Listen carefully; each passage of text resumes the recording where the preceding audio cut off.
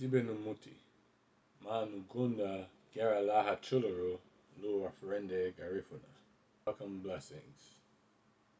I'm glad that you're able to join us as we learn Garifuna. Uguye, today we're learning about time.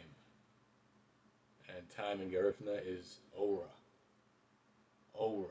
Now, for this first segment, we're going to familiarize ourselves with a few terms that we're going to need to know.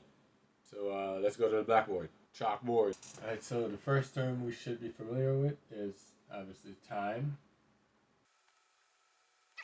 Next we have dung or dongha. Dongha. And they both mean it is.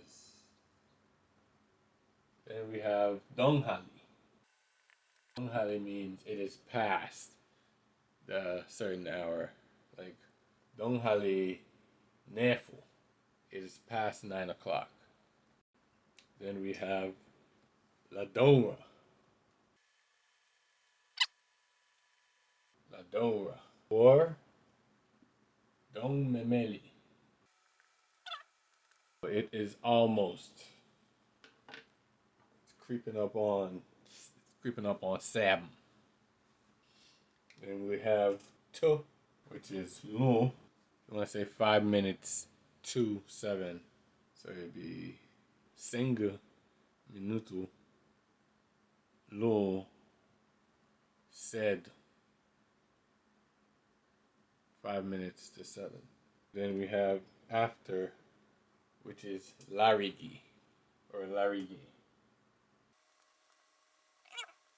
For example, 21 minutes after 1, you would say Wang Seng Minuto Larigi Aba. Alright, and the final 2 words we should be familiar with are minuto, which is minutes or minute, and also the phrase ka ora guenle, which is when someone asks you, what time is it right now?